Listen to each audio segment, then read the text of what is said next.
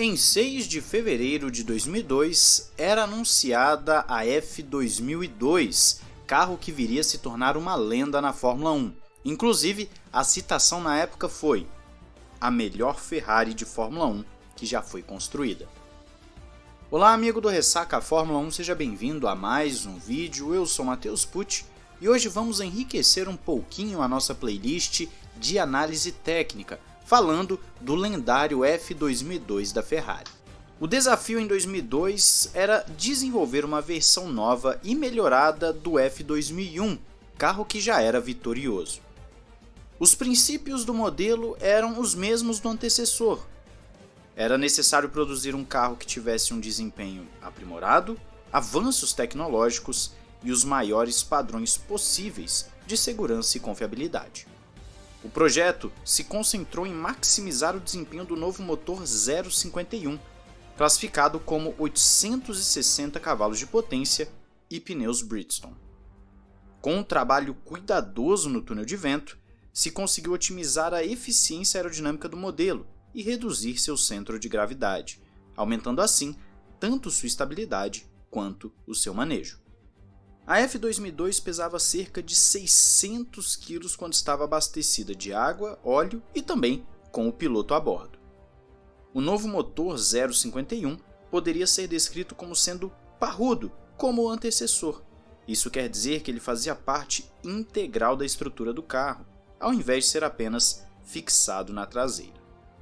Para se ter uma ideia, de todas as Ferraris monopostas que foram feitas, muitos observadores consideram a F2002 como o maior sucesso de todas. Daqui a pouquinho vou mostrar o porquê disso. O motor era montado longitudinalmente, assim como a caixa de câmbio, que era totalmente nova, tanto em termos de materiais utilizados na sua construção, como no mecanismo para as mudanças de marcha. Alguns anos antes, seria inimaginável para engenheiros de corrida construir uma caixa de câmbio de titânio, um material leve e resistente, mas o qual era extremamente difícil de se conseguir bons resultados. O que saiu disso foi uma caixa de câmbio de 7 marchas, operada através de controles eletrohidráulicos sequenciais, que ficam no volante. E claro, era um dos grandes trunfos do carro. Os escapamentos da F2002 eram um pouco mais altos, num estilo pioneiro criado pela própria Ferrari, e que consequentemente acabou sendo imitado por outras equipes. O chassi, uma estrutura de fibra de carbono, era igualmente novo em projeto e em construção, sendo mais leve e mais rígido que as ligas utilizadas nas gerações anteriores de carros de corrida. As laterais, radiadores, escapamentos, parte traseira foram todos projetados e redesenhados para aumentar o desempenho aerodinâmico e eficiência de refrigeração. Além disso, houve um retorno à direção mecânica para se ajustar às novas regras que proibiam a direção controlada eletronicamente.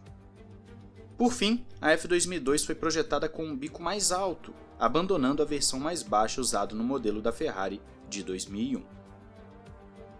Ou seja, a evolução do F2002 em relação ao 2001, por mais que tenha sido muito da base do seu antecessor, era absurda e foi o suficiente para trazer números absolutamente insanos na categoria.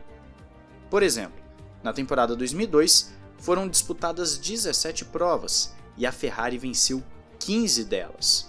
Conquistou 10 pole positions e um total de 27 pódios. São números assustadores, mesmo considerando que a Fórmula 1 sempre teve domínios.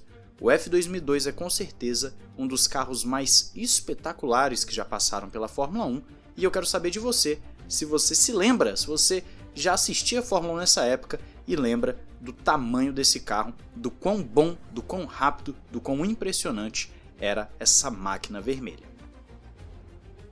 Para mais vídeos de análise técnica aqui de forma rápida, sucinta, se inscreva no canal, não esqueça de deixar o gostei e também acompanhar os vídeos no Ressaca Express. Aqui no Ressaca F1 nós temos notícias, análises e debate para você. Um grande abraço, valeu e falou!